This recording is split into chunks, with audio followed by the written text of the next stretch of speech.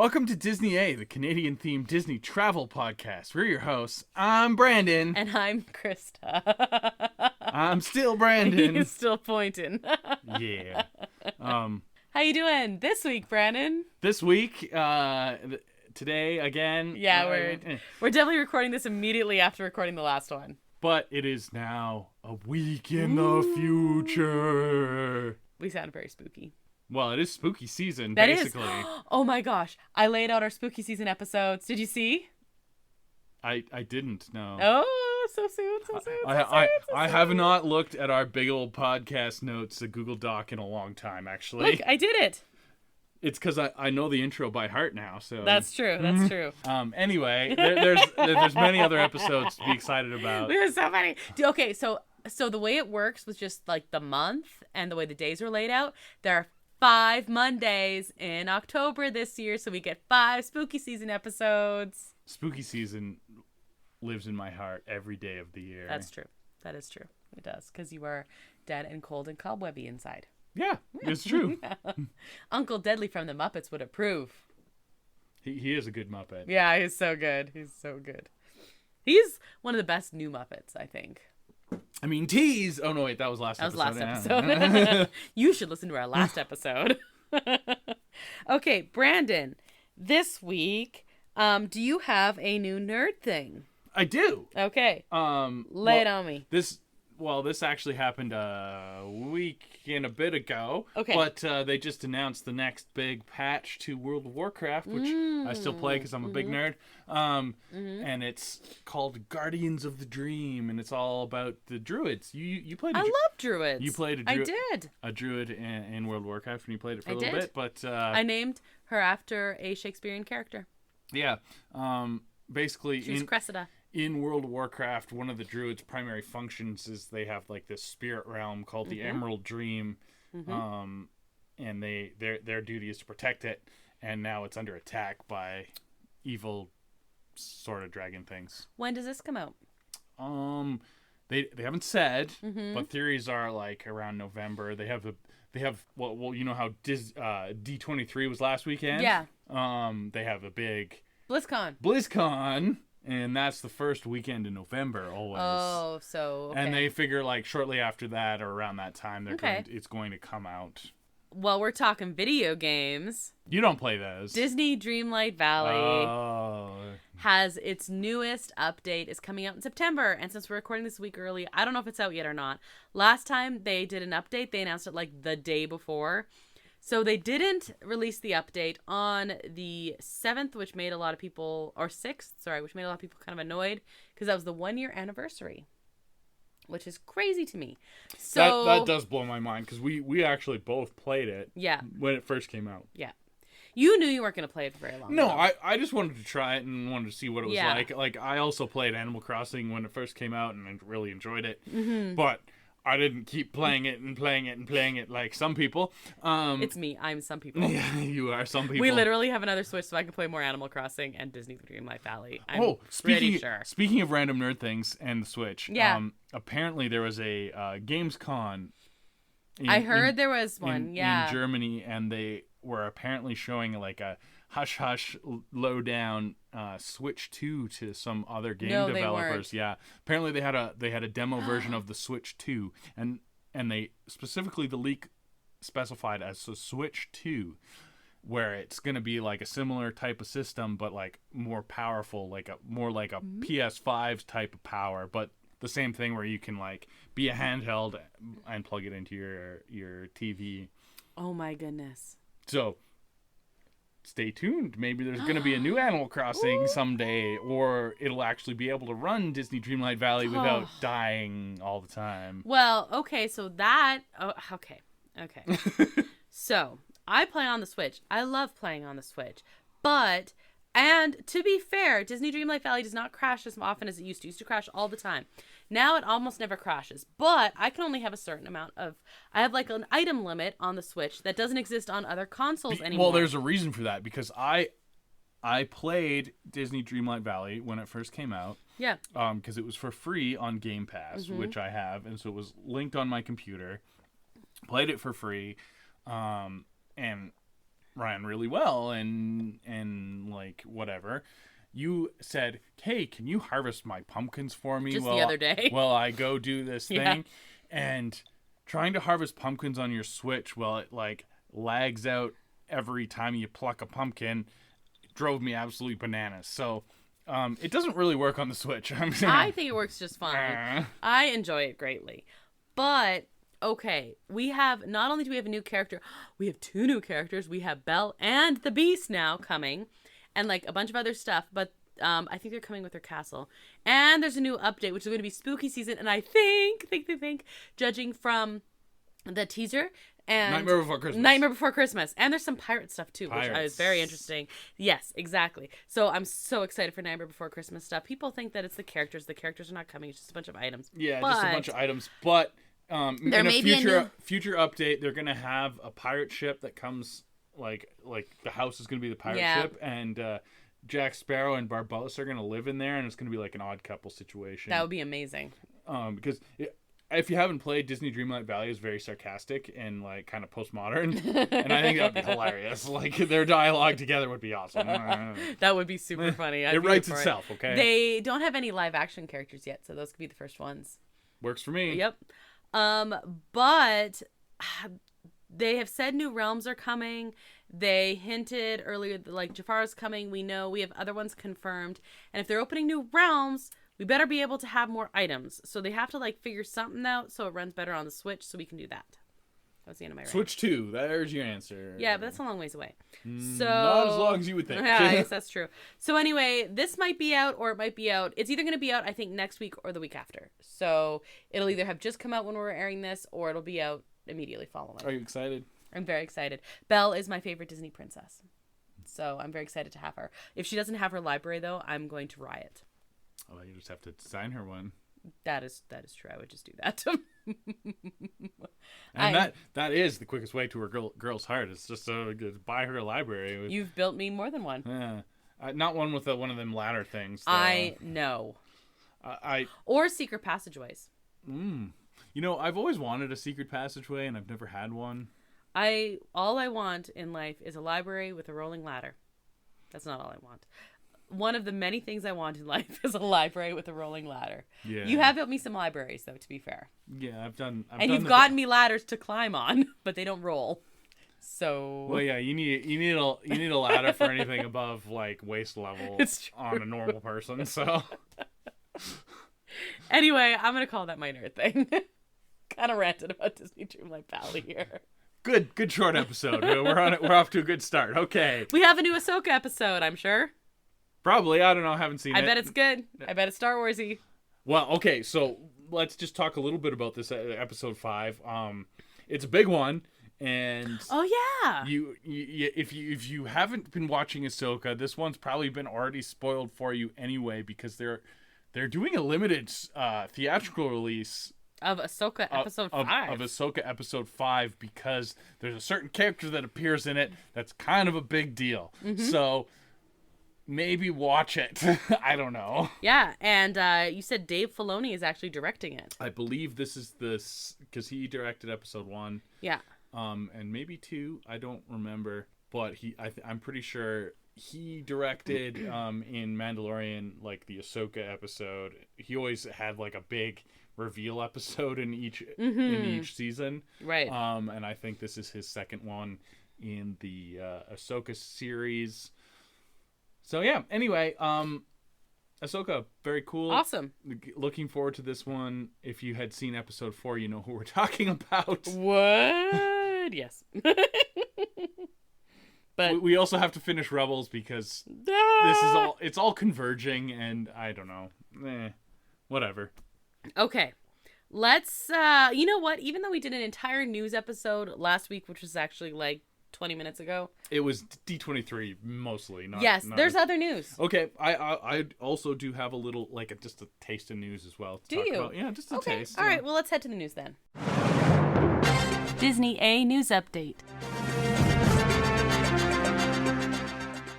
And go. No, you go first. Oh, okay. Tiana's Bayou Adventure's open. Yeah. Tiana's, like, the restaurant is open. But the Bayou Adventure, like the reconfiguring of Splash Mountain, at D23, they were talking about just that's underway. They did show the audio animatronic of Louie. It was very clearly Louie. They didn't say it was, but it was a giant alligator, so it was Louie. And that's cool that they're like making it more practical and less like projection or whatever. Yeah, and projections. Yeah. So that was cool. Did they say "see you later, alligator"? In a while. No. Yeah. So that was cool. Tiana has a new dress, which is showing up now in Disneyland at the grand opening for Tiana's Palace, and it's very like 1920s themed, which is very cool. We also talked about last week, Chopper and Hera have shown up in Galaxy's Edge. We also have a new nighttime entertainment offering coming later this month to the Rivers of America in Disneyland Park. Starting September 29th, a new limited time offering will tell a tale about a frog lured to New Orleans from the jazz music he hears in the distance, really playing into the Princess and the Frog stuff, in case you couldn't tell. Ooh, doggy, yeah. So this is part of that whole, like, jazz music on the Rivers of America. And then they've said, since we're not getting back the same Fantasmic, they're bringing in more and more and more projections, basically, is what's going on. Tiana's Palace, like I said, is open. Pretty good reviews for the food so far. Yeah, so that's cool. And then the other stuff is just like more and more Halloween merch all the time is coming. There's this really cool more Mitch Winnie stuff. More Mitch Winnie stuff, but there's a cool Spooky Tree flight available at Carthay Circle at DCA. And this is the trees are like from Snow White, the creepy trees, and they're holding different colors of the poison apple. So you can't see my face right now, but my His jaw jaw literally dropped. like hit the floor. That is amazing. That is my second favorite collectible flight that I've seen at a Disney park. What's your first favorite? Well, it's the Galaxy's Edge Rancor Tooth Yeah, beer you flight, have. obviously. But it's so good, right? The Spooky Tree? That is beautiful. And in case you were wondering, if you happen to be one of those people who are lucky enough to get it, you only have... Wow. Could you have any more disdain in your voice? No, there's another level. I'm getting there. I'm getting there. Uh-huh. I think it's a limit of 2 per person. Okay, if you're buying 2, like... But you could also, if you were wanting to, go to Club 33. Oh, yeah. Because they have their own special kind. Oh, is it like golden? But you also only have a limit of 2 if you're there. Yeah, well, I mean... Oh, sorry. No, I'm sorry. If you're a Club 33 member, you can, the special one at DCA, the special club. I don't remember what it's called. But you're a Club 33 member, the only people who can go there. That's where you get them. But, they're still only a limit of 2, so poor them. Yeah. Those people. Well, they can just bring their butler to get the other 2. And of course, anyway, when you become in a certain income bracket, you get a British accent. Okay, anyway. So anyway. Moving on. It's a really cool flight, It is a really cool if flight. If you haven't seen it, $89 really US. Yes. It should be pretty cool. Yeah, but I mean, it's so good. Alcoholic drinks are very expensive in Disneyland anyway, true. so it basically pays for itself. I don't know that that's true, but it's very cool. It has a little handle. Limit 2 per person. You must be 21 or older to purchase or consume alcoholic beverages, and photo ID is required. And yeah. So if you're Canadian, bring your passport. And don't get it wet. Yeah. Ask me how I know. Yeah. Yeah, so I wanted to bring that up. And then the last news is that I have. I know you said you had some, but we talked D23 last week, right? We did. Last week, yep. And so now that D23 is... several minutes ago. Over. Last week, yes. 2024 D23 Expo is going to kick off August 9th. Oh, do you want to go to D23 next year? In Disneyland. It was in Florida this year. In different places all over Anaheim, including Disneyland Resort. So they're not having like a convention? Well, they are, but they're going to do like different things in different sections. So like some will be at the convention center like it was before, but I'm thinking they're going to do like the parks panel at Disneyland Resort. Little pop-ups? That's what I'm thinking. They haven't been specific about that. In early August, though. Do you see what I'm saying? August 9th. We could go. Possibly could go. Possibly. We're going to have a conversation. We might have to do some long-fingered planning. Long pencil. plan with a long pencil. Anyway, August 9th. So this is early. And because they usually do it in September, but this is... You've always wanted to go to D23. Always wanted to go to D23. And it's usually not being possible. I know. I'm just telling you. Just telling you out there, Brandon. That is an interesting piece of information that I'm just learning just now. For the very first time. If you could not, like, I'm not being sarcastic. No, like, I literally today, I told him, I was like, oh, and I'm going to tell you about the next D23, and then I just let it sit. That's what I was going to say. I was going to let it lie, and I didn't. I just wanted... All right, so what's your news? Well, mine's not... Are you currently looking at August 2024 calendar? I was just looking at, like, how August 9th falls, and just out of curiosity. And? Because that's kind of interesting. Interesting. Kind of interesting. I don't know. Very interesting. My news is not as interesting. Well, it is interesting, but it's not as good as in early August. D23 that we might go to. I don't know. As you know, the writers and actors strikes are ongoing and things like that. So that is... This is not a good segue to any good news. No, it's not. It's really not good. But they did come out with a new Marvel calendar, specifically to like the Disney Plus shows. Okay. Basically, everything's getting delayed except Loki. Right, because Loki's like here, basically. Yeah, well, Loki's coming out in like 3 weeks. 2 weeks. We're literally going to start the countdown very soon. Yeah. Ahsoka's going to finish, and then Loki's going to be like a week later. Right. Anyway, we got the next show after Loki is going to be Echo, which has been filmed for a long time, and it was supposed to come out in like November, similar to the Hawkeye series, same time frame as the Hawkeye series. Leading up to Christmas. It's like a spin-off of the Hawkeye series. Thankfully, this one's not Christmas themed like Hawkeye was, because it's getting pushed back. Thank goodness. Otherwise, that would not work. And isn't Echo the one they're releasing all at one time? Yes, Echo is the one that they're releasing. It's going to be the first Disney Plus binge series. Okay. Which also isn't probably not a great sign, but it's being pushed to 2024, maybe January. They don't have an official date for it. Right. Other one. Well, what if the two animated ones, X-Men 97, which is the late sequel to the original 90s X-Men animated series, is also delayed, but like, I mean, that is what it is. Mm-hmm. It was supposed to come out this fall, and it's supposedly going to come out early 2024 as well. What If is going to drop in December. It's going to take over the Echo slot. Interesting. But it was supposed to come out early this year. Oh. So it's been delayed already. Oh. It's coming. It's anyway. So that we'll have Loki, and then we'll have What If. What If. But I really liked the first season of What If, so I hope. And you know what? Didn't the first season of What If follow Loki before? Yes, I think so. Interesting. I think so. I mean, fluke, but interesting. Yeah, it is kind of interesting. Anyway, and I did like the first season of What If as well. And then this one you're going to be really interested in. That means you're going to talk about Agatha. Yes! Because it's the one I'm most excited for. Other than now, like Loki season 2, I'm just like beside myself. But Agatha. This I'm worried. No. It has been delayed again, but they're pushing it to a fall 2024 release. Halloween. Which, so it's going to be in spooky season, which it always should have been. It should have been this spooky season, but it was supposed to be this spooky season. Regardless, but it's got another title change. What? What is it now? Now, apparently, it's called Agatha Darkhold Diaries. Weird. And so I did read an article about this, and it's like, Agatha gets another name change. And they said, yes, it's been delayed, and yes, it has title change.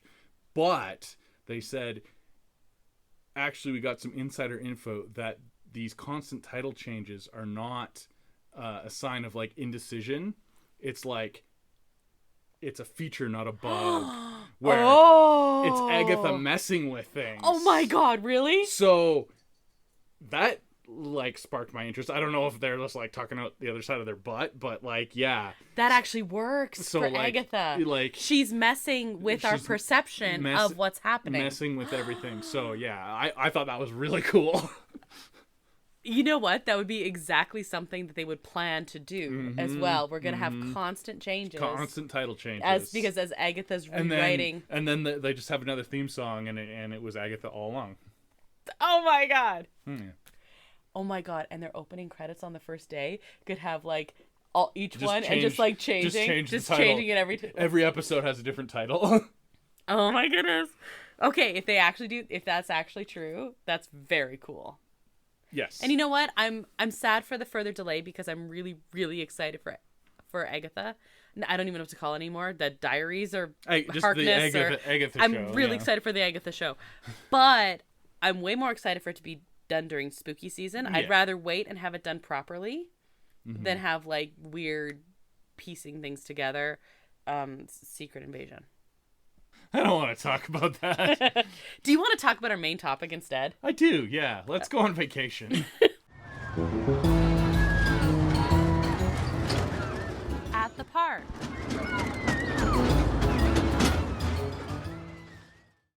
Okay, so I'm really excited to talk about this because we were originally going to talk about this last week, quote, air quotes, because we kind of forgot D23 was happening. Super duper forgot. Yeah, but then it worked perfectly because I ended up watching a panel. Fake fan. Yeah, I know. No, you know what it is? You did it the week school started. Yeah, no, that's Disney. Do it in August 9th, and then we can like really focus on it. You can't see the look on my face right now, but I bet you can imagine it. Oh boy. We're gonna have some conversations. We're gonna talk about our lounge fly budget, which is 0. Anyway. Okay. Do you think they have a D23 lounge fly? Possibly, but again. Okay. Moving on. Okay, are you starting to worry? Yeah. Are you like the Simpsons meme? You're in danger, Ralph. Yeah. Okay. I'm Ralph sitting on the bus. I'm in danger. Okay. But it was really cool because I was watching D23 coverage and they had a panel of celebrating 25 years of the Disney Cruise Line. So we said before we were going to be doing like not necessarily a deep dive, but like a crash course in each Disney park. And as part of the parks and experiences is the cruise line. So this is kind of part of that as well. Yeah, Disney has like 3 main pillars of their business. They have the movie studios, which is like their first and primary pillar. Yes. Where they make a lot of money. And then they have the parks, which is another primary pillar where they make a lot of money. And then apparently 25 years ago, they made a third pillar, which is the cruise lines, which is now big business. Yeah. So what really prompted this is, so we're recording this a week early. So I guess it's like from when you're listening to this, like a week and a half ago, they came up with a walkthrough look. We're time travelers right now. Yeah, it's true. It's basically, we just call us Loki, really. Oh, yeah. We're going to, like, time slip. Okay. Basically, they came up with the new walkthrough of the details of the newest cruise ship, the Disney Treasure. Yeah, they released a YouTube video, very Disney cheese style. Well, we watched one for the Wish when it was. We did. On it was slightly less cheesy than the Wish one. I thought so too, actually. I actually kind of the Wish one was filmed with like heavy COVID protocols, though. If you don't remember, true. Yeah. So it was a lot of. It was a little COVID awkward. Yeah, it was. Which whatever. I mean, they did what they did. Yeah. This one was still very cheesy though. But, yeah, but I mean, they did one too for the Star Cruiser. Oh yeah, that's close now. Like super close. So close. Cool. Anyway. But the cheesy kind of intro videos is not anything special. No, it's very Disney. Yeah. That's fine. Totally. So we got a virtual and physical walkthrough of what the Treasure. Treasure. Mm. Treasure. Treasure. You got British again. So that's a South Park reference, but anyway. And then during D23, we also got announced the next ship, which is the Adventure, which is the other one that you mentioned. Yeah. So let's go back 25 years, first of all. Is that our time travel sound? Yeah. Did we just time travel sound together at the exact same time? Yeah, and shout out to fellow Canadian Mike Myers and his Wayne's World time travel. Yeah, okay, there you go. So 1998, the first Disney cruise ship came out, and that was the Magic. I'm gonna kind of go through the years and the names of these, and then let's look at each one a little bit more specifically. And then you've been on a Disney cruise. Yes. We talked briefly about like cruising in general and like Disney adventures and stuff like that. Mm-hmm. But if like when we go through a little bit more detail, I want to know kind of what you think. Okay. Okay. Because you were obviously this was like you were a different age bracket and stuff like that then. Yes, I was. This wasn't recently. No, it was near the beginning of Disney Cruise's Let's lifetime. just say that, yeah. They only had 2 ships back then. Yes. And that's basically what they've done is they do them in pairs. They always have sister ships. Until now. Exactly. So that's unique. That is very interesting. Yeah, Treasure is the game changer because it's not a sister ship anymore. Wow. Yeah, they're triplets. They're triplets. Let's get to the years here, okay? So there's the Disney Magic in 1998, and a year later we have the Disney Wonder. The Disney Dream came out in 2011, and a year later the Disney Fantasy. And then in 2022 we have the Disney Wish, which is we did talk about that before, and now we're going to have the Disney Treasure. Okay, so the Disney ships are all officially registered in Nassau in the Bahamas, and officially as of now, yes. As of right now, yes. And officially they began operation on July 30th, 1998. So everything has had sister ships. So there's certain different things that are true for all ships, and then I kind of want to go through like each ship a little bit more. So the ships are the first in the industry to be designed and built from the keel up as family cruise liners, with the goal of accommodating and equally satisfying both adults and children. So there's a lot of spaces that are like adults only, but also ones that are very child only. Right, which was very unique back in the late 90s, because your cruise ships were basically for old people, and then like the Carnival Cruise Line was trying to do the party thing, but it was all adult focused for sure. Yeah, like you could take kids on there, but they still had the focus of being adult. Yeah, yeah. Whereas this one they kind of tried to do both. It is one of the only ships of their type that does not include casinos. With that in mind, right? Because of course cruise ships can have casinos because they're in international waters, right? Where there is no law. Yeah, right. Well, that's. Well, okay, this is... Simpsons is a Disney property. There is an episode of The Simpsons where they go into international waters to have monkey knife fights. Because there's no law? Because there's no law, yeah. Anyway. Okay. I don't think I've seen that Simpsons did it. Okay, there you go. Disney ships also feature ship's horns, which are affectionately known as the Mickey's Horn, which play the opening 7-note theme of When You Wish Upon a Star from Pinocchio.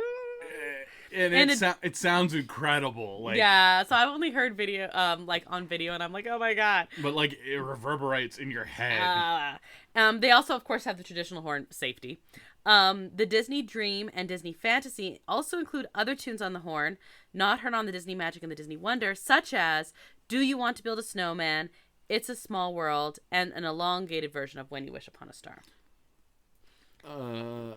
So those are like the middle ones. I don't want "It's a Small World" reverberating in my head.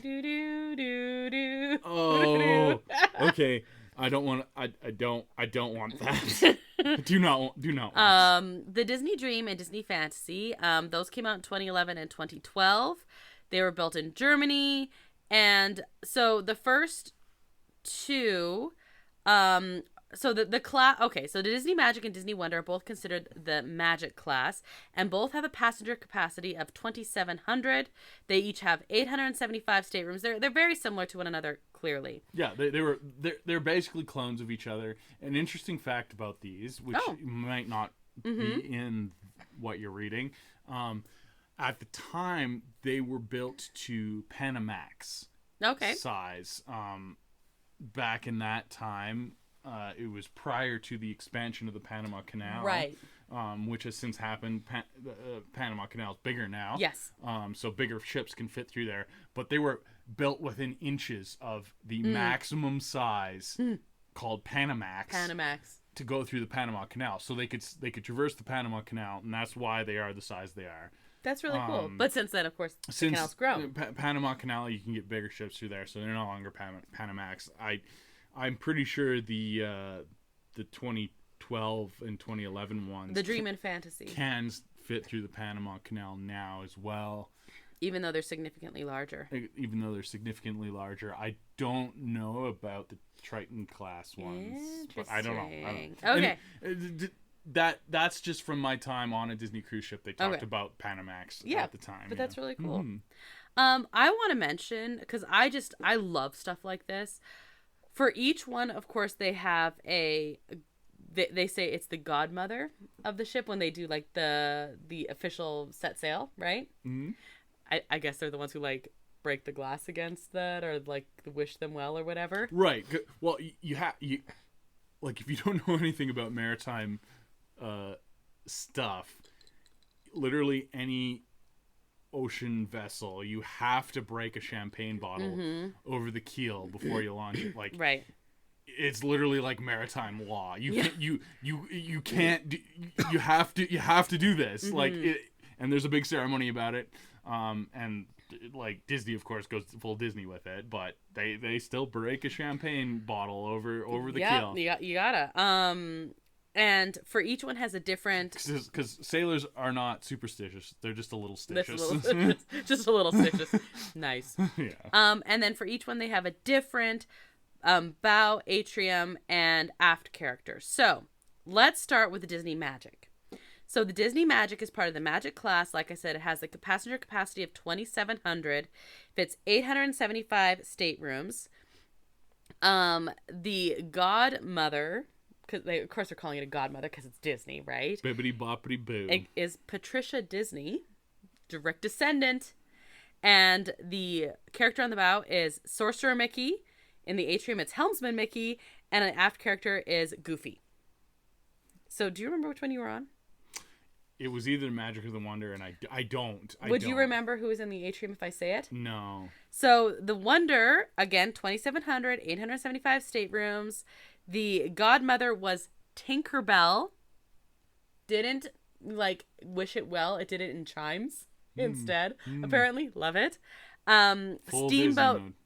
Yeah, full Disney. Steamboat Willie. Nope. Steamboat Willie was on the bow. Yeah. Ariel was in the atrium, and the aft character was Donald and his nephews. Huey, Dewey, and Louie. You're not sure if you remember Ariel, hey? No, it must have been I don't know. So here's the thing. It was a long time ago. And you're old. And I'm very old. And also, when I was on the ship, I was very, very sleep deprived because we had just done 4 days at Walt Disney World, and I did not sleep a lot. And on the sorry to say, on the Disney cruise ship, I mostly slept. That's what I spent most of my time doing. But I bet you slept very well. I slept very well. And you ate very well. And the food was fantastic. And I enjoyed, which we will get to, I enjoyed the private island. Yes. Yeah, we'll definitely get to it there. So the next section, we have the Disney Dream and the Disney Fantasy. These are part of the Dream class. These both have 4,000 passenger capacities and 1,250 staterooms. So January... So like 25% bigger. Yeah, exactly. January 26, 2011 is when the Dream set sail, and the Fantasy set sail on March 31st the following year in 2012. Jennifer Hudson was the godmother to the Dream, exactly. And because you know why? Why? Because she's a Dream girl. Oh my gosh. Yeah. High five myself. Good, because I'm not even gonna high five you. That's wonderful. Captain Mickey was on the bow, Admiral Donald was in the atrium, and Sorcerer Mickey was the aft character. Sorcerer Mickey gets double duty. That's not fair. Okay, anyway. Sorcerer Mickey wasn't the aft character before. Sorcerer Mickey was the bow character. Yeah, I know. But, I'm not done. Because on the Disney Fantasy, we're back to Sorcerer Mickey being on the bow. Sorcerer Mickey gets too much press time. and he is like incompetent. So that's terrible. That's terrible. Mademoiselle Minnie was in the atrium. And Sorcerer Mickey is the mascot for the Peter Principle. You're really annoyed about the Sorcerer Mickey thing. Yes, I am. Can I keep going? Yeah, you can. Okay. But also, boo Sorcerer Mickey. Do you know who Timothy Q. Mouse is? No. Timothy Q. Mouse and Dumbo were the aft characters. Oh, he's the mouse from the little Dumbo. Mouse from Dumbo. Though that was on the Disney Fantasy. I don't know if you heard me, but Mademoiselle Minnie was in the atrium. And that's the first time you've mentioned Minnie on a Disney cruise Oh, that's ship. true. I'm not telling you, but the godmother for that one was Mariah Carey. Did she sing like a Christmas song? Or... Which would be weird because it was March 31st. Oh. Well, so that's how they could get her. She had... she was done her regular Christmas. She was in hibernation mode. Yeah, it was like Santa. The Disney Wish came out in 2012. June 29th, 2022. On June 29th. This one also can fit 4,000 people, but 4 more staterooms. 1,254 staterooms. This one is larger, but the godmother was a giant group of Make-A-Wish children. I don't know what to say that. Okay. I don't have. Yeah, I don't know what to say that. Okay. On the bow we have interesting Captain Minnie. First time we Captain Minnie. There you go. Okay. So yeah. Like I said, the last time you mentioned it, that was the first. Mademoiselle Minnie. Mm-hmm. Mademoiselle Minnie. Like there was always Captain Mickey. They made a big deal about Mickey. On this ship, this was the Wish. This is the Wish. Oh, that's why it was the Make-A-Wish children. Okay. Mm-hmm. Yeah. The Wish was the first time that they made a Captain Minnie, and I mean it's kind of cool. Like, yeah, she's great. Of course. And she did show up in the video for the treasure. Of course, Captain Minnie could captain the ship. If Mickey could captain the ship, I mean they're both mice. Like you literally just explained that Sorcerer Mickey was incompetent. Sorcerer Mickey is incompetent. Sorcerer Minnie, you haven't seen Sorcerer Minnie because you haven't heard any stories about Sorcerer Minnie because she just does her job without screwing everything up. And if she, you know what, honestly, if she put on the sorcerer hat, she would probably just clean everything and then take the sorcerer hat off and then set it down without messing anything up. She just would have made things more efficient. Yeah, well, yeah. She would have. So Captain Minnie, Cinderella, Lucifer, Jacques, and Gus were in the atrium, and this was the first time it was more than one character. The treasure also has more than one character. Yes, but I find it hilarious that Lucifer is there. Yeah, I know, right? Isn't it great? Rapunzel and Pascal are the aft characters. So is Lucifer the only villain that has appeared? Like Lucifer's like straight up a villain. No, Lucifer is such a villain. Lucifer might be more of a villain than Lady Tremaine. Certainly on the animal level. Well, yes, because Lady Tremaine's not an animal. Anyway, yeah, no, I think it's interesting that they brought a full-on villain into the atrium. Yeah, you're right. That's the only villain. In 2016, the line announced it would acquire 2 ships as yet unnamed. Now we have names. One is the Treasure and one is the Adventurer. It said they were going to be described as larger than the Disney Dream and the Disney Fantasy, but with an equivalent number of staterooms, so basically the same as the Wish. This is why we have 2 sister ships for the Wish instead of just 1. And they're not the Wish class, because every other class has been named after the first ship. This is the Triton class. Well, right now, the Disney Wish is part of the Wish class, but in 2018, they shifted this. So, March 2018, the Disney Cruise Line... Oh, sorry, no, early 2019, sorry. The company placed an order for a new class of ship named in public documents as the Triton class. The ship's... So, it's called on paper the Triton class, but... So, it was originally called on documents the Triton class, but once they've been released, then it will take the same habit of naming it after the first one. So, it's... Right now, the Wish, even though it's part of the Triton, is now called the Wish. Okay. And once the Treasure and Adventure are released, they will also be part of the Wish class. Wish class. Yes. Okay. So, it is the Wish class. So it says... I liked the Triton class. I know. I think that's a However, the ships will follow the standard naming of the class after the first ship. That again, you don't mess with maritime superstition, Brandon. That is true. Just a little stitious. It's fine. Yeah. So September 2022, we did have the announcement of the Disney Treasure at D23 Expo. You remember that thing? The ship is inspired by the theme of adventure, but we're going to talk about that a little bit more. And the partially completed global dream that was intended to enter service for the Dream cruises that doesn't exist anymore is basically, that is what they are going to be making into the Adventure. Right, because the Adventure is the first ship that is not going to be based out of Nassau. It's not going to be registered to Nassau. Singapore. It's going to be out of Singapore. Yep. It is actually the first to be based outside of the United States market entirely. Okay, do we want to talk Treasure at this point? Yeah, so I mean that is the big new shiny thing. Okay. Oh, also, just so we know, the Disney Adventure, because it is not going to be home ported in the United States, it's going to be home ported in Singapore.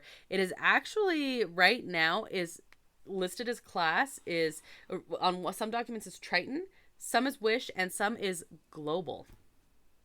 Which isn't a thing, but it hasn't, like, once it gets all its figuring out, it's going to be a Wish class, yeah. I'm probably. And it can be based out of wherever and then move, like.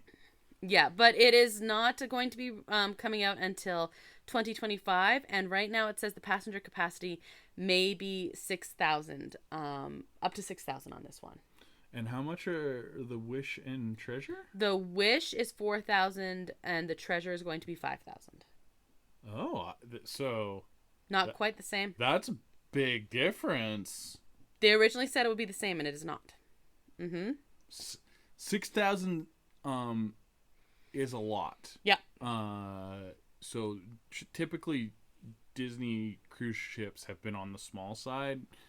In comparison to a lot of other cruise lines, such as Royal Caribbean, Norwegian, etc. Royal Caribbean, of course, is the poster child for like huge mega ships. That's actually what I'm going cruising on in the spring.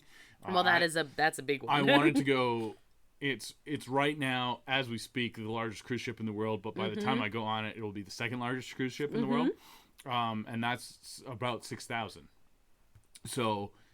Apparently the Adventure is like touching up on that large size, or the rooms are going to be super small. One of the two. I don't know. That surprises the heck out of me. I'm very curious once this gets underway. Like, I hope that they do a walkthrough still, even though it's not going to be based out of the States. Oh, I'm sure they will. Well, I guess we'll see it, and I'm curious to see what the staterooms and stuff is going to look like. So let's talk Treasure now, because like you said, it's the shiny new thing. So this information on this literally just came out. Like, what did I say, a week and a bit ago? So they start sailing end of 2024, specifically December 21st, 2024, I believe is the first sail. And you can get, tickets have gone on sale. Yes. When you're listening to this, they definitely have. They're a couple days away from when we're recording this, but... Yeah. Yep. So, the Disney Treasure is very adventure-themed. So, it says, set your compass toward the Disney Treasure, where the spirit of adventure meets the daring tales of classic Disney films and Disney park attractions. I did find it funny that they were talking about how adventure-themed it was, and then... Named an adventure one? And then, like, literally 3 days later, they came out with the adventure ship, but... That's neither here nor there. Okay, so we notice a lot of stuff, but there's going to be a lot of comparison here with the Disney Wish because they're the sister ships, right? So let's talk, dining, for example. They had some character dining, of course, as you do in all of these, and say like the Frozen one in Wish is going to be Coco themed in this one. Okay, you say, as you do in all of these, No, that's new. Really? With the Wish class. Oh, I thought they had them in the other ones. Very new. Oh, I lied. Yeah, no. You can meet characters on all of these. They have characters walking around and stuff, but with the Wish class, the Triton class, starting with the Wish and now moving to the Treasure, they introduced character dining. I love character dining. And there was on the Wish ship, they had two character also show dining rooms, and one was Frozen themed. Yeah. And they did a whole Arendelle. It was like a little show, but it wasn't like It would have been dinner theater, but it would have been more interactive. Like Kristoff is singing a song and he's like talking to you, and all the food was also Arendelle themed, which was I think that's amazing. I think it's great. So on this one though, and then they also had the Marvel one. Yeah, I'm going to talk about that one in a second. Yep. But so on the Treasure, they have Plaza de Coco. They have both of those, but instead of Frozen, it's Coco themed, like you're saying. Yeah. Yes. So the Coco themed one is featuring the flavors of Mexico, and Miguel and the Town Mariachis entertain with lively song and dance. And there's the Plaza's transformation on a fun-filled Dia de los Muertos celebration with Mama Coco, Abuelita, and the rest of the Rivera family. I'm gonna say that the Coco themed food is going to be better than the Arendelle themed food. Smoked pickled fish or whatever they would have in Arendelle pickled salmon or is not the same pickled as pickled herring, or you could have some delicious tacos carnitas or something. Yum. I don't know. So we also have Worlds of Marvel. This is a repeat. So this one was also on the Wish. So it's the same as the Wish, but the show is probably going to be a little different. They might have some of the same food or not. It's I don't know. It doesn't matter, explore powerful quantum technology during Avengers Quantum Encounter. This has a special appearance by Spider-Man live and in person. And it is a global menu inspired by the origins of your favorite superheroes with a range of delicacies from classic American to rich African flavors. So, like, they will have... It's Wakanda. It's Wakanda. and also probably some shawarma. If there's not shawarma on this menu, I'm annoyed. No shawarma, we riot. We have 1923, which is a taste of old Hollywood. Which was also on the Wish. Was also on the Wish. This one has... fresh California cuisine, again, also on the Wish, with storyboards, sketches, and props from adventure-themed Disney movies. So this one is just leaning into the adventure-themed sketches and props and stuff. This one focuses on items from Tarzan, The Lion King, Aladdin, and more. Our other food items are Marceline Market. This is, again, a repeat. The sweet shop is Jumbo's Sweets. Marceline Market, of course, is... oh, yes, I'm sorry. The buffet restaurant, which is... named after... well, that's Walt Disney's hometown, which was new to the Wish class. The buffet used to be, all the other ships is the cabanas. But it's been redone into Marceline's Market, and amid very high reviews. Yeah, everybody likes the Marceline's Market on the Wish, so good news for the Treasure to have it as well. The cabanas was like a C-, C+ maybe. And Marceline Market's maybe an A-. I don't know. We haven't been there, but we're willing to try. I'm just from the reviews the are chitter very chatter, impressive. Everybody likes Marceline's Market, and like the theming as well. Yeah, theming's great. Food and everything, and variety and quality. I believe on the Wish it's the kind of the bow, and there's like windows all around, so it's very well lighted. So it's a good location. Yeah, as well. It doesn't feel like an afterthought, apparently. Jumbo Sweets is a giant ice cream parlor inspired by Zootopia. And there's more than 31 flavors of gelato. But not included. It's not included, which it sounds really cool, but when you're in a place where you've already paid for your ticket and that includes all your food and stuff, I'd have a hard time. I can't imagine spending more money. I love gelato, though. But you get soft serve ice cream for free. Okay, I've got more food places here. Yeah, okay. We have 2 cafes. One is the Jade Cricket. Do you know what that's reference to? The Mulan. Mulan, the Lucky Cricket. The Lucky Cricket. And the other one is the Hey Hey Cafe. Hey Hey. The rooster from Moana. Oh, I don't like the rooster from Moana. Okay. On the upper decks, there are at Mickey's Smokestack Barbecue, Donald's Cantina, Daisy's Pizza Pies, Goofy's Grill, and Minnie's Delights. There are 3 different shows at the Walt Disney Theater. Beauty and the Beast is going to be there. Disney. That's a tale as old as time. It is. Yeah. Disney Sees the Adventure is going to be there. That stars Goofy and Disney and Pixar as they journey through uncharted waters. Is it called Disney Sees the Adventure with like spelt? Yeah, okay. Like the ocean? Yeah, okay. It has... Nailed it! Favorite songs from Princess and the Frog, Moana, Frozen 2, and more. And there's another show, a brand new show coming that has not been seen on a Disney cruise ship before that they have not yet talked about, and that's all they're And they going could to say. probably do this all day. They probably could do this all day. That's our guess, anyway. That is our guess. That is our guess. They could do this all day. The Aquamouse is back, and this one is going to have a new short called The Curse of the Krysta. Golden Egg. What is the Aquamouse? It's a water slide. I was doing the cheesy Disney thing. You're supposed to explain what the Aquamouse is. Okay. Oh, boy. Get ready for a water coaster adventure featuring Mickey and Minnie's short cartoon. Experience immersive show scenes, special effects, and incredible ocean views as you splash, drift, and slide through a mysterious ancient temple in search of legendary treasure. But watch out! Booby traps and other hilarious mishaps will send you in unexpected directions. Excellent. Okay. Yeah. Did I do the right tone? Yes, you did. They advertise it as the first water coaster at sea. It's a water slide, and you're in a raft thing, but they also have like projections in certain spots, and so it's a roller coaster water slide Disney attraction. Yeah. So the Fantasy and Dream had the Aquaduck, Which was just an aqua coaster.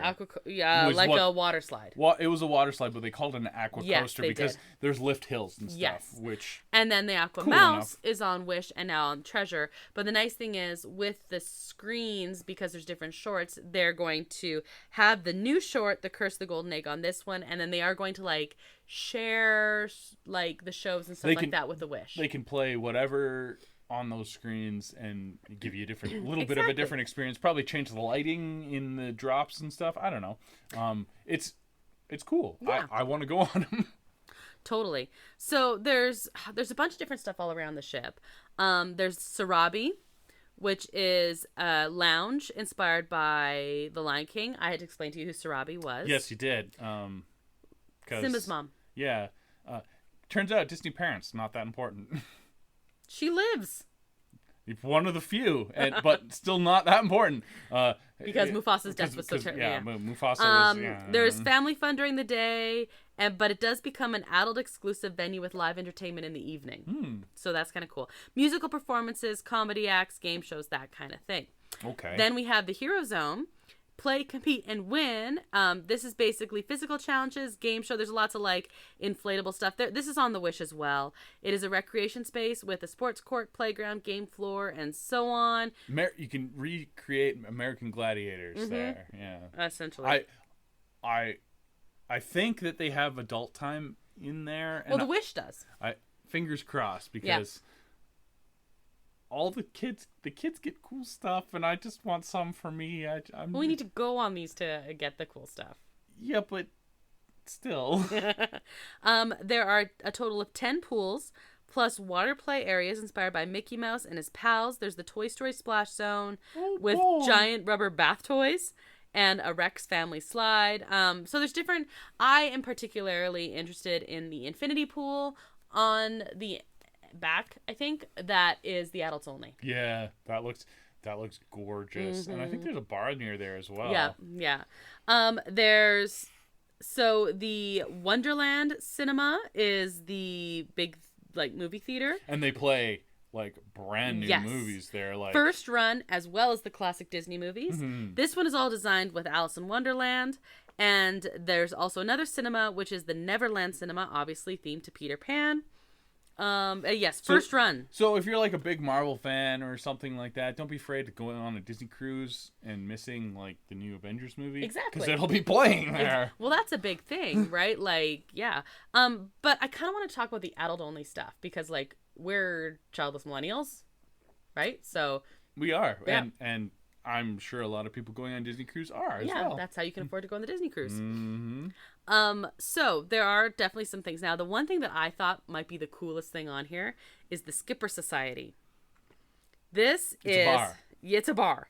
It's an exotic lounge inspired by the Jungle Cruise. And it's full of puns. So many puns. I said, if there's not a freaking drink on the menu called the backside of water, I riot.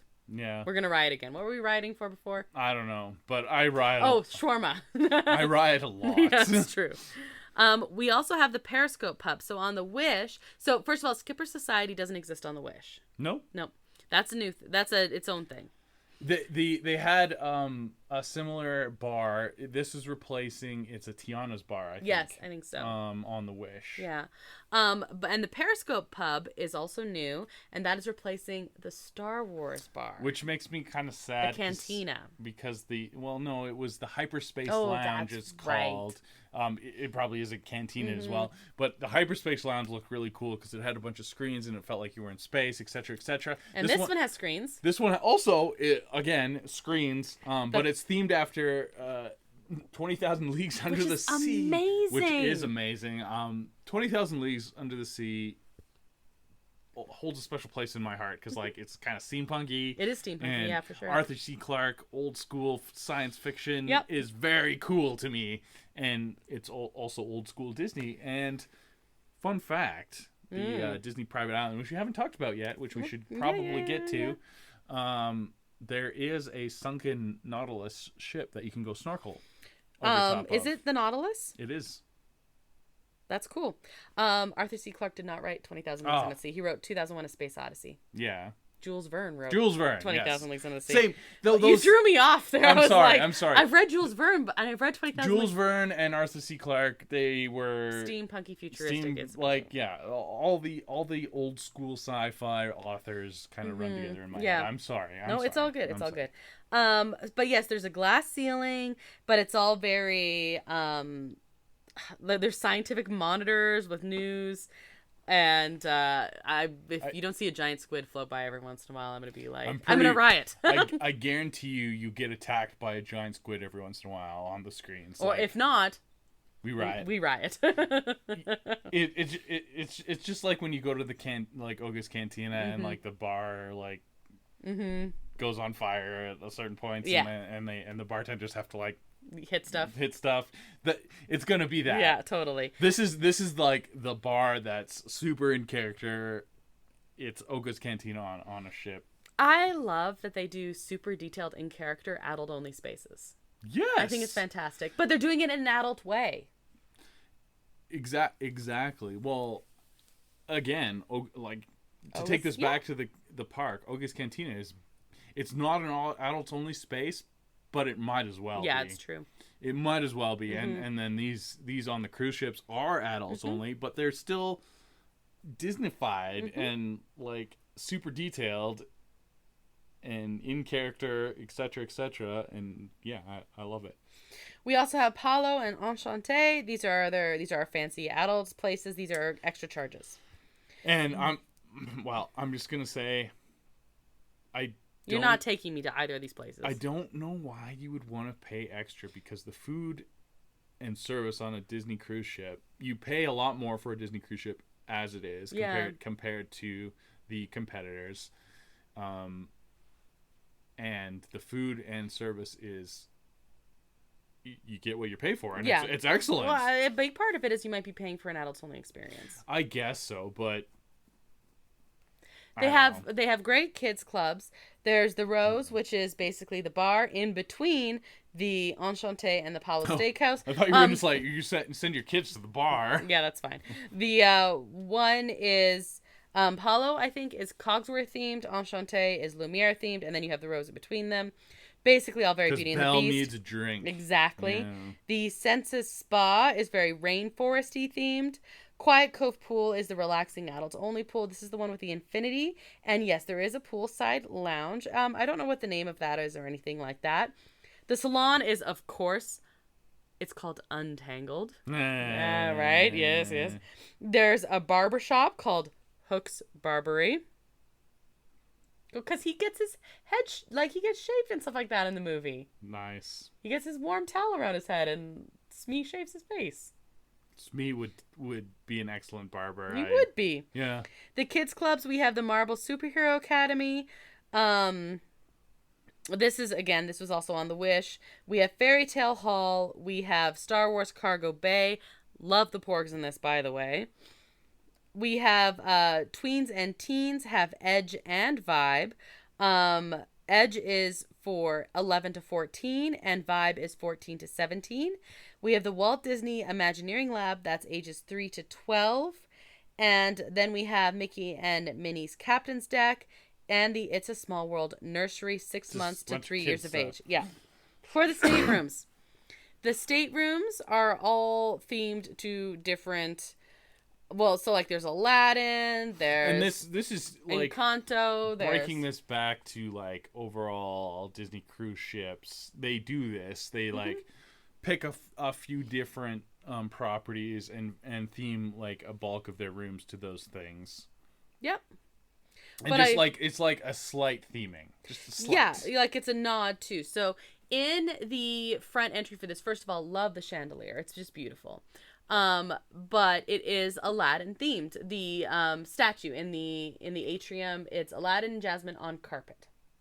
So it's not surprising. But Jafar's not like hovering over them. No, it's just Lucifer. So you have in the staterooms, it might be Lion or Iago. Or Iago. That would be more likely. More appropriate to the Lucifer. You might have Lion King. You might have Aladdin. Apparently Encanto's in there. Finding Nemo, that kind of thing. But the giant, huge, the suite, tower suite. The tower suite, yeah. This is new. This is brand new. So it's called the Tomorrow Tower Suite, and it's themed after Epcot. So it's still saying it's adventure themed, but it's Tomorrow's Adventure. Tomorrow's Adventure, and so all the Disney cruise ships actually have a fake smokestack. Yes. That's part of their distinct look. And that's because the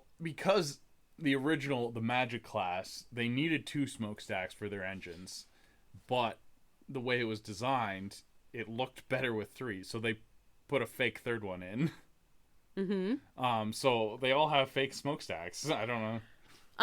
But the new ones only have 2 smokestacks, yes. But they're spaced out more. I don't know. And the Treasure has a 2-story suite in the fake smokestack, which is crazy. Which is themed for Epcot.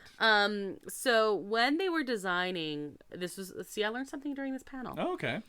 When they started designing the Disney Cruise Lines, they were very inspired by the classic ocean liners that would do the across. And the original people would see, like, there's this quotation about watching his grandparents board. Mm-hmm. The SS Mary, is that like one of the old famous ones? It was one of the ones I had heard about anyway. Okay. And how, like, over the top and glamorous that was. So they were like, we want that over the top glamorous attention to detail, but also kids can run around. Yeah. And that was kind of the line up there. And so the smokestack was part of it, but a big reason they wanted the smokestacks was because in Steamboat Willie, there are 3 smokes. Toot, yeah. And then they kick the little one. It's Steamboat Willie. But it looked unbalanced with only 2. Well, yes, but that was kind of like the nod that they were doing for that. And having been on a Magic class ship, it did really, really super duper harken back to your old ocean liners, like the promenade deck with all the wood, and you got your shuffleboard and like your lacquered wood railings and stuff. It felt a little bit like you were cruising with Leonardo DiCaprio and about to hit an iceberg. Oh, I like the DiCaprio part, not the iceberg part. I would prefer Kate Winslet myself. Okay, fair enough. To each their own. Fair enough. So it was really interesting listening to this panel where they were talking about the details they use.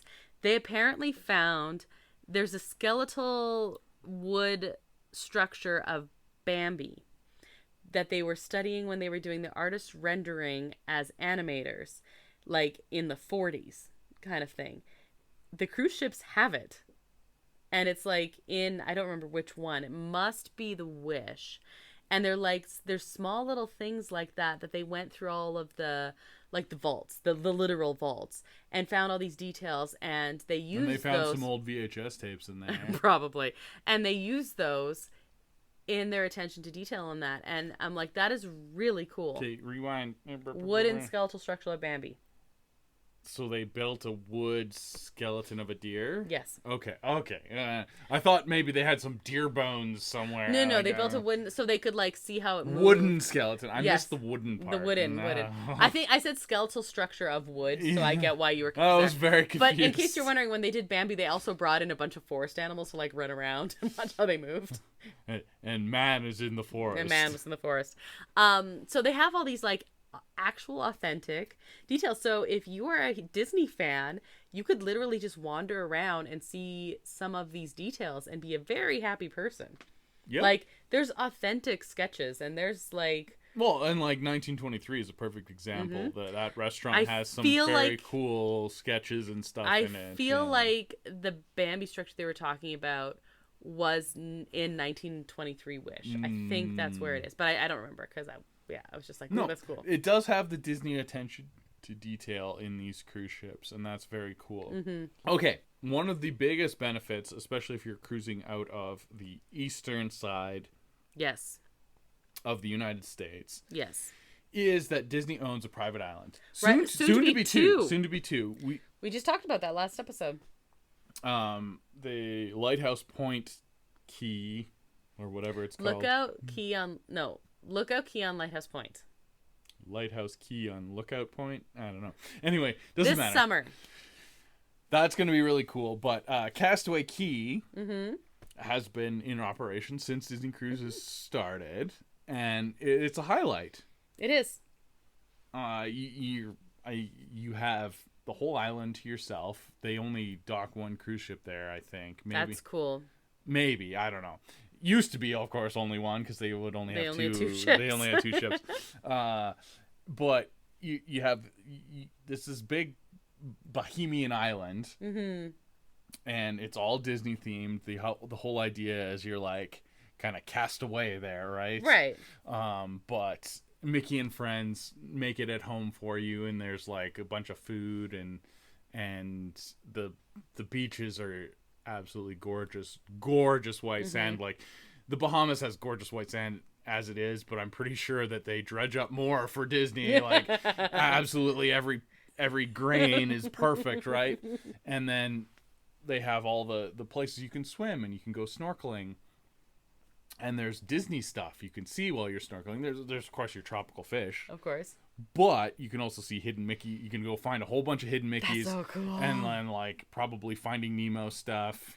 Right. Because you were there prior to that. But I'm sure they put a bunch of Finding Nemo stuff in there because that just makes sense. Like Little Mermaid stuff. Oh, Little Mermaid's on Disney Plus now, by the way. Forgot to say that during the news. Oh, the live action one. Yeah. We're going to watch it. Very reticent. Well, we haven't watched it yet, which goes to prove that. But we are going to watch it. Very reticent. And then like stuff like the Nautilus. There's a literal Nautilus there. Also, I saw my first barracuda at Castaway Key. Oh, that's cool. Not as big as the one that tried to eat you last summer. But he's like old, lazy, toothless barracuda. Barracuda. He's not the one who ate Nemo's family. No, he very old and lazy. He's probably not alive anymore. That was a long time ago. Barracuda live a long time, but not that long. Very cool, and I love that they use older stuff. That's one thing that I'm actually really loving about the information on the Treasure and some of the stuff on the Wish is that they are harkening back to some classic stuff. 20,000 Leagues Under the Sea is a perfect example of that. Both with the Periscope pub, as well as what you're saying with actually being able to see that. Was that your favorite thing on Castaway Key? Well, I really like this. This was early on in my snorkeling career. I had done a lot of freshwater snorkeling. This was my first ocean snorkeling was on Castaway Key.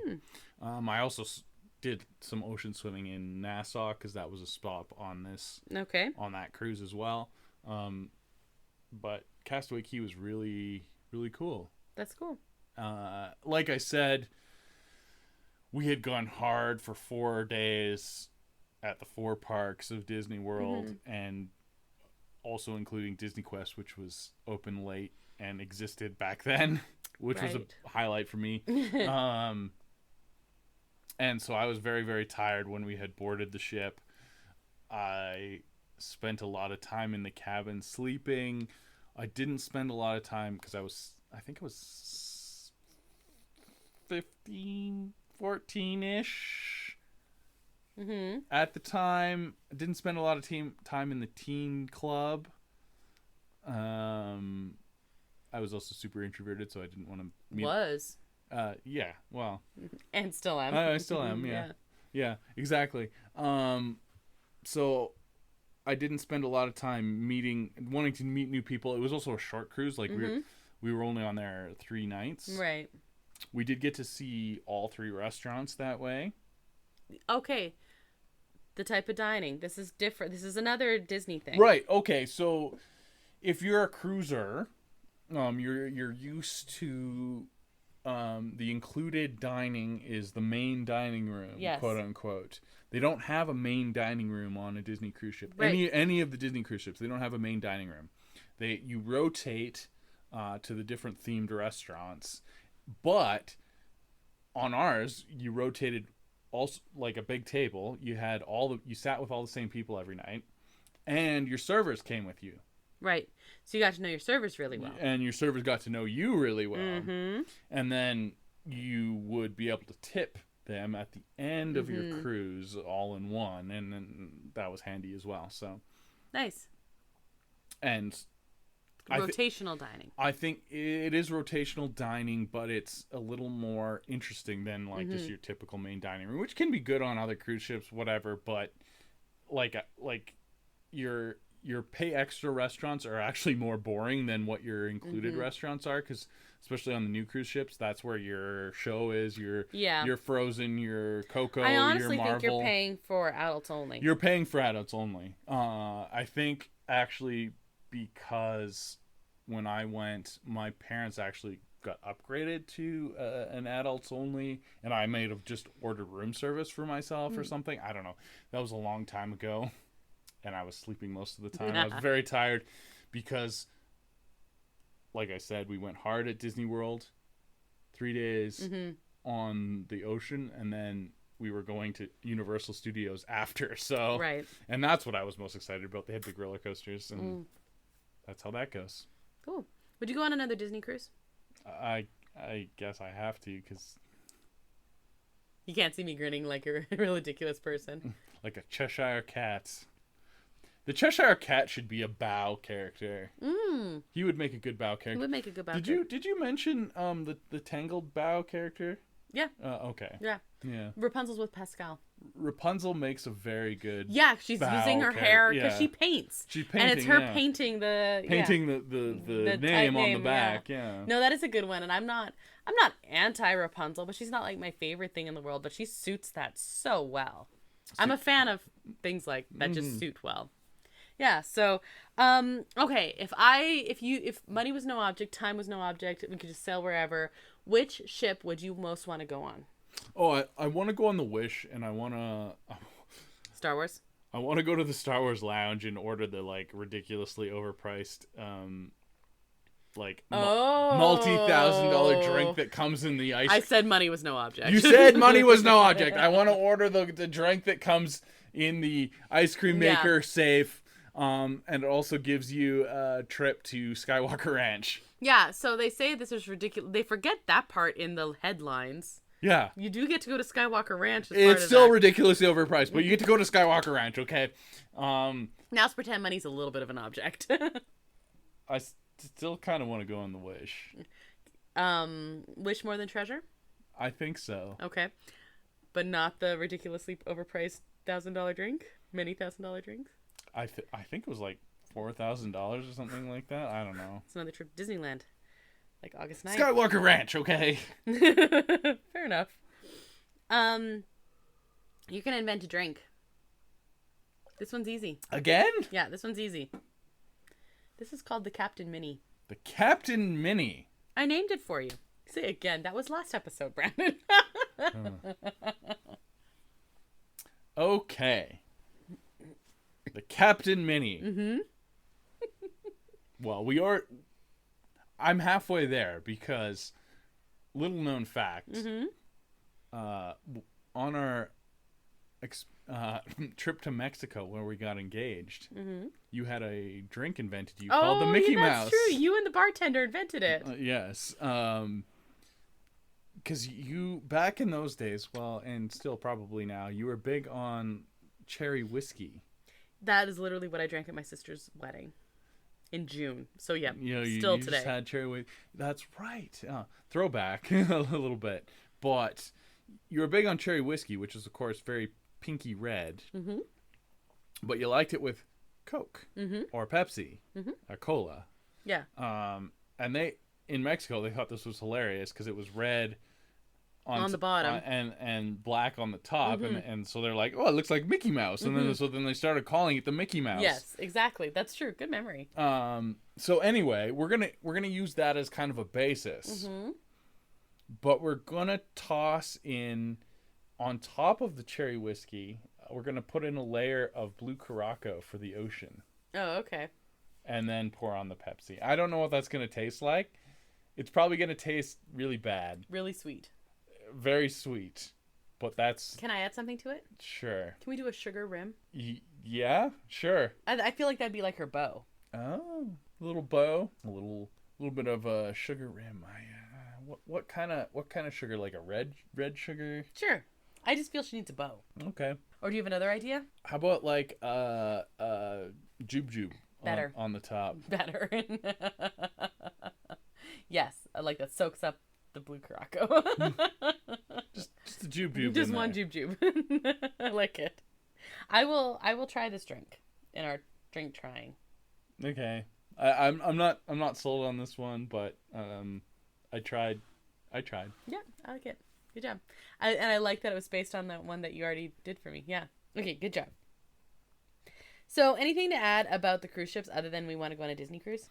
Yes, actually. So Disney cruising is a little different. More is included with your cruise fare than most cruise ships because you are paying a premium. There is very few specialty dining, except for those a couple of adults only ones that we talked about. Palo and Enchanté. And your included dining is probably a little better than most cruise ships. But on the other hand, there is 0 beverage packages. Oh, good point. 0 beverage packages. Good point. You can get unlimited pop and like regular coffee and tea, but anything else, specialty coffee, specialty ice cream, specialty or just any kind of liquor is an extra charge. Yeah. There is some you can buy like a beer package, which is just like they give you a case of beer in your room or something like that, which is overpriced. I think you can bring on like 2 bottles of wine for your room and that's it. Might do something like that. Maybe. I don't know. But you're paying Disney prices for booze, so it's not a place where you're going to get like liquored up like you would on most other cruise lines where they don't want you to get liquored up. They don't want you to get liquored up on a Disney cruise, except some people still do because they don't care. Or they're like, well, if you're gonna do it, you're gonna pay for it. You're gonna pay. So there's lots of booze on there, but it's very dear. Yeah, you know what? I don't know. See, that's tough because like I don't really need to drink a lot on a Disney cruise, I'm sure. But you have some really cool bars like the Skipper place. Right. I'm going to want a funky themed drink. And you could, for me, I would enjoy it more if I wasn't thinking about, oh man, that's another $15 or more. Yeah. Per one. Like, I don't know. I think what you'd have to do is you'd have to talk yourself into, I'm going to have like this is my beverage package. It's $300. Right, just like make up what it is. Or my beverage package is 1 drink up to this amount. I'm just saying personally, my brain doesn't work that way. But I know. I think I could do my beverage package is up to 2 drinks, however often, up to $1 amount or whatever. But yeah, budget accordingly if you drink. Yeah, just be aware. Or if you want specialty ice cream or to go to the sweet shop or fancy coffees or anything. Just be aware that, like alcohol is not included in anything. And so just be prepared. Yep. Plan accordingly. Be prepared. Very nice.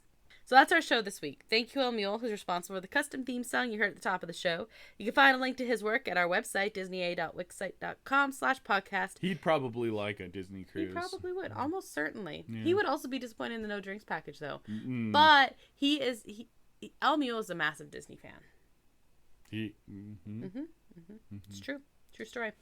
El Mule, you know how there are these stories about, like, parents when their son beats them at a video game or, like, throws a football further than them or anything like that? Which would never happen to me. No. He's my youngest brother, and he's the first one who beat me at Disney trivia, and I was both devastated and, like, so proud. Did he beat you at Disney trivia, or did he just know one thing? He knew one thing that I didn't know, and it was a song, from a movie that came out when he was a kid, and I was, like, moved out and everything. It was a song from Brother Bear. I thought it was like Home on the Range. No, it was, we walked into Disneyland, and there was a parade going, but it was, like, coming, you know how, like, Main Street, you're saying, it's coming on the one side, and we, like, went down the other side to, like, avoid the parade, because we had just gotten to the park. And I was like, oh, I don't know this song. I was like, what is this song from? And he listened to a minute, and he said, oh, it's from Brother Bear. And he knew it, and I didn't. And I was just like, I am so proud right now. Good aside, but knowing something from Brother Bear is not a big... Well, I know it now. It's Phil Collins. You can find a link to his work on our website. You can email us on our website, and you can find links to our social media accounts. We're most active on Instagram, but also occasionally on Facebook. And we exist on Twitter, but not really. X. We exist on X. Ugh. It marks the spot, and the spot is not where you want to be. No, that's true. You can find Disney A episodes on all podcast streaming platforms and on our YouTube channel, Adventures A. If you've rated or reviewed our podcast, thank you. And if you haven't yet, please do. It helps us a lot and helps others find us. Or we riot. Exactly. If you know someone who might like listening to us, be sure to recommend Disney A as well. And the more people in your town that you listen to, the more likely it is Brandon is going to find it and pick it for our Better Know a Listener episode. I didn't do it this week because... You just did it. Yeah, no, you just did it. I just did it. Yeah, it's all good. Again, we're spoiling this, but this is literally minutes after our last episode. We're time traveling. We're time travelers. We're like Loki. Next episode, Brandon, you know what we're doing next episode? I've not a hot clue. You know how we've been doing the decades episode for like ever? I thought we had caught up. One more left. This is going to be it. We did the 2000s. We've got the 2010s. And that's it. Are you excited? No, I'm kind of sad. I know. But... That means I'm old. There's 2010s. Yeah, it's done. That's disappointing. I'm old. It's disappointing that you're old? We can break the 2010s up into two if you want. No, I don't. You just want to do it? I guess so. So I'm Krysta. I'm Brandon. And until the next adventure, TTFN, ta-ta for now. I'm old. Thanks for listening to Disney A.